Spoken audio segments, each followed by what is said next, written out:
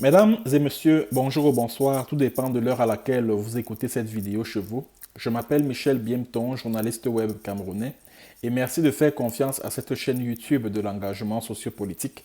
Merci de vous abonner massivement à cette chaîne et merci surtout de partager massivement cette vidéo qui portera sur une affaire extrêmement grave. Mesdames et messieurs, sur cette chaîne et à maintes reprises, je vous ai parlé de la relation, ou si vous voulez, de la collaboration entre le pouvoir de Yaoundé et Ayabacho Lucas. Pour ceux qui ne le savent pas, Ayabacho Lucas n'est autre que le leader indépendantiste, un leader, parce il y en a plusieurs, un leader indépendantiste anglophone basé en Norvège.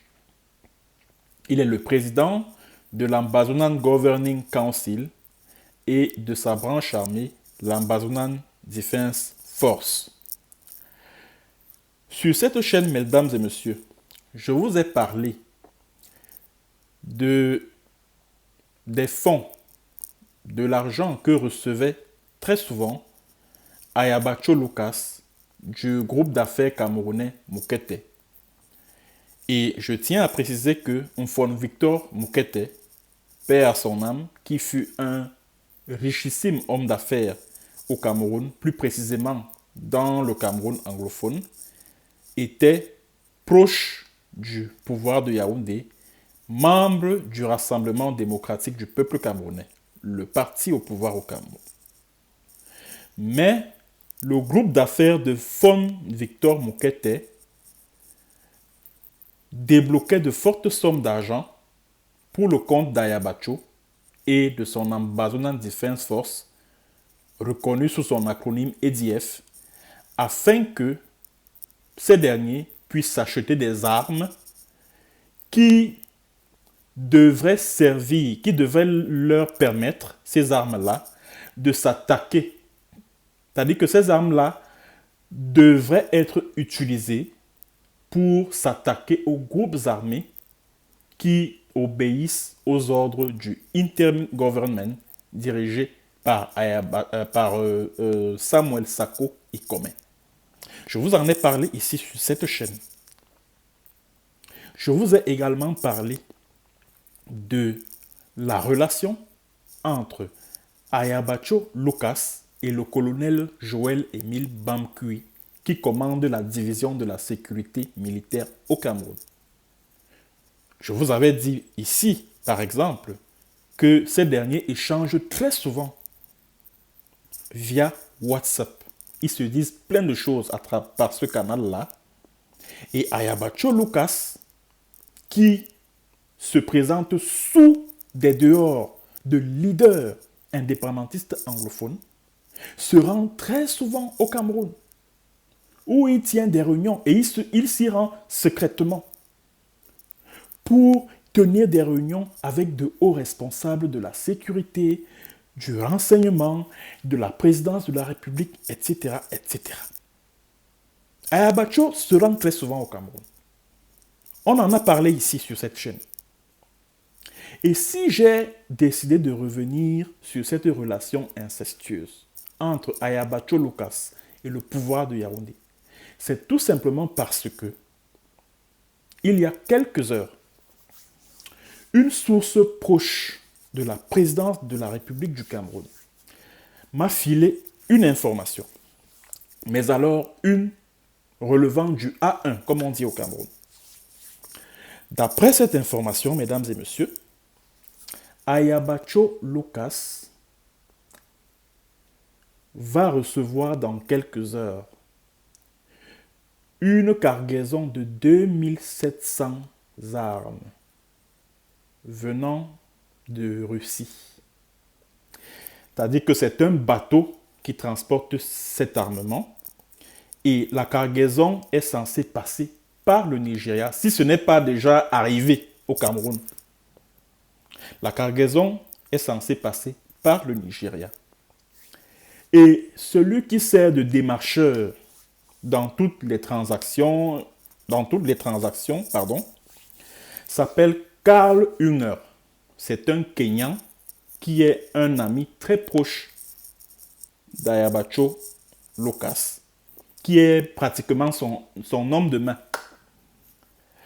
Karl Unger là, écoutez très bien ce que je suis en train de dire. Karl Unger là détient un passeport camerounais. C'est-à-dire le Kenyan qui est le bras droit d'Ayabacho Lucas. Il détient un passeport camerounais qui lui permet d'aller au Cameroun comme il veut, quand il veut. Et ce Karl Unger-là détient également un numéro de téléphone qui m'a été envoyé par mes sources à la présidence de la République. Et ce numéro de téléphone-là a un indicatif du Niger, plus 227. Je sais que la présidence de la République écoute cette vidéo et que beaucoup là-bas connaissent très bien cette affaire.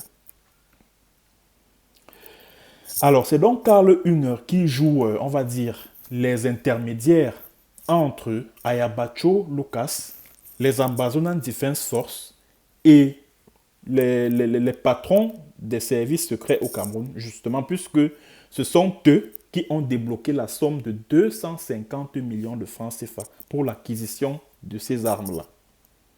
Alors, ceux qui ont débloqué, ceux qui ont ordonné le déblocage de cette somme d'argent s'appellent Maxime Eko et le colonel Mbamkui Emile. Maxime Eko est commissaire de police. Il est le responsable directeur de la DGRE, Direction Générale de la Recherche Extérieure. Le colonel Mbamkui Emile est le patron de la division de la sécurité militaire au Cameroun. Bon, ces deux organes sont en charge de tout ce qui est renseignement, tout ce qui est service secret, tout ce qui est opération homo, tout ce qui est filature, tout ce qui est opération clandestine. Bon, vous connaissez comment ça se passe dans le milieu, dans les milieux du renseignement. Donc, ce sont ces deux bons hommes qui sont en charge de toutes ces opérations secrètes au Cameroun en ce moment où la crise anglophone bat son plein. Alors, Ayabacho est donc sur le point de recevoir cette cargaison. Et quand il aura reçu cette cargaison d'armes, bien entendu, les membres de l'Ambazonan Defense Force, parce que ce sont eux les destinataires de ces armes-là, vont engager une bataille contre les Ambazonan Restoration Forces qui, eux, sont engagés véritablement dans la lutte, dans la résistance pour le compte du peuple anglophone du Southern Cameroun. Alors, comme vous le savez déjà, mesdames et messieurs, le régime de M. Paul Biya est en train de se rendre compte qu'il ne peut pas gagner cette guerre grâce à son armée. Alors, qu'est-ce qu'il fait?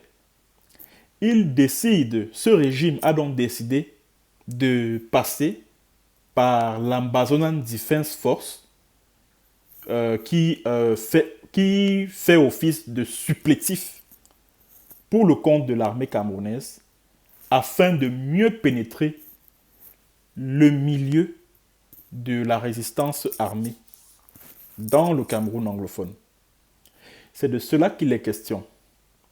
Voilà pourquoi, très régulièrement, Ayabacho Lucas et ses Ambazonan Defense Force reçoivent un appui très précieux des hauts responsables de la sécurité et du renseignement du Cameroun. Je vous l'ai dit ici maintes fois, qu'Ayabacho ne se bat pas pour le compte du peuple anglophone du Southern Cameroun. Tous les actes qu'Ayabacho et tous les activistes qui lui sont proches, tous les actes que ce beau monde pose concourent à saboter cette résistance armée, concourent à saboter cette noble cause. Parce que c'est une lutte qui est noble, puisqu'il s'agit d'un peuple auquel on a tout volé, les institutions, l'histoire, l'économie, etc., etc. C'est-à-dire que le droit d'être un peuple libre, indépendant et souverain.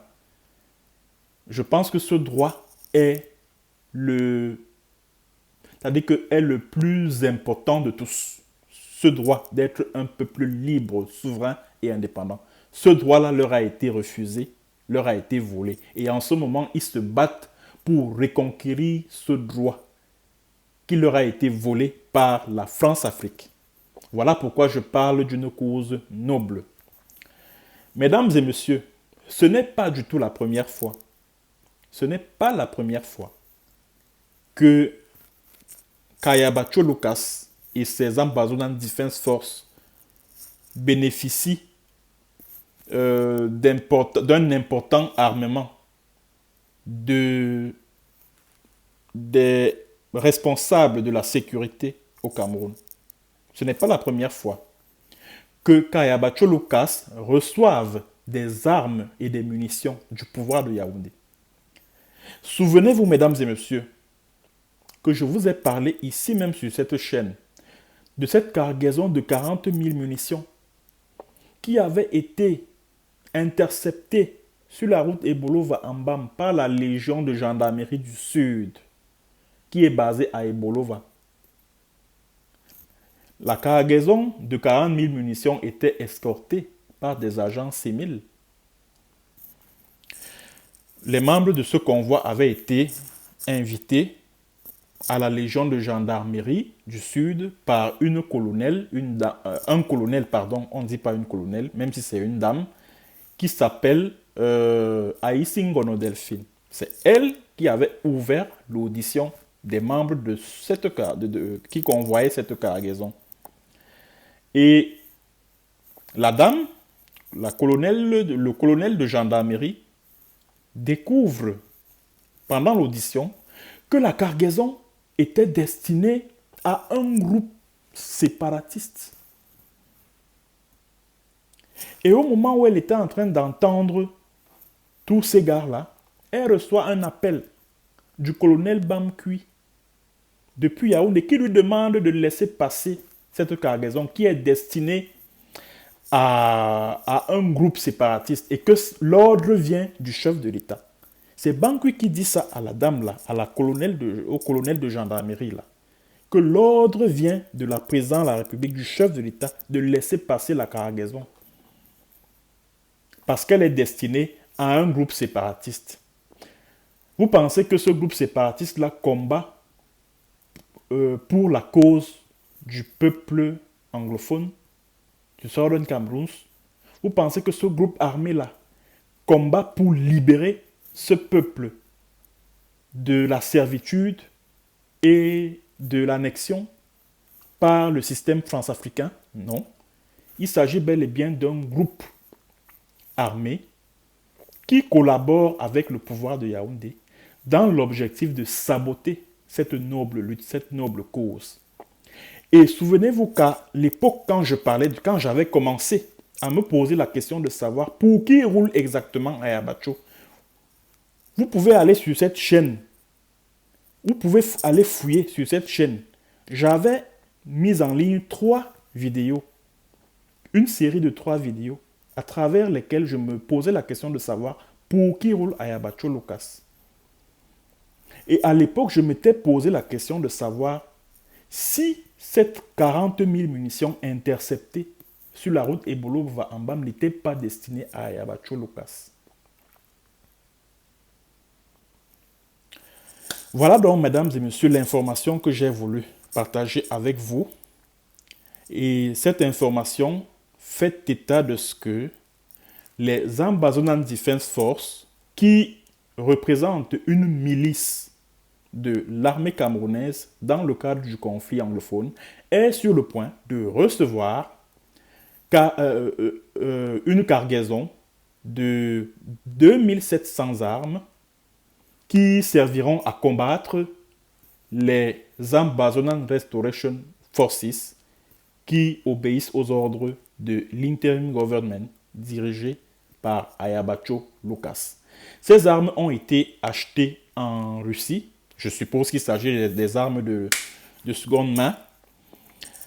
Elles ont été achetées en Russie par le colonel Joël-Émile Bankui, le commandant de la division de la sécurité militaire, et Maxime Ekoeko, le patron de la direction générale de la recherche extérieure, les services secrets camerounais. Partagez cette vidéo, mesdames et messieurs. Merci d'avoir été nombreux à écouter et à la prochaine pour une autre séance et sur un autre thème. Bonjour ou bonsoir.